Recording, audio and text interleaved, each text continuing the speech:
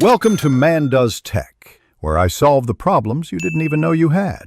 In this video, I will show you how to make easy poached eggs in the microwave.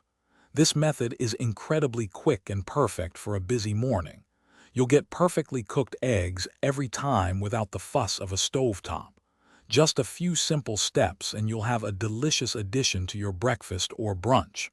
Let's get started with the first step. Once your egg is prepared in the water, it's time for the microwave. Cooking times can vary, so start with the lower end and adjust as needed for your microwave's power. You want the whites to be set and the yolk to be runny, or however you prefer it. This quick cooking process makes it ideal for a fast meal.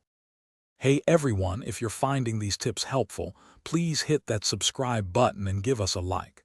And speaking of keeping things fresh, just like a perfectly poached egg, staying hydrated is key.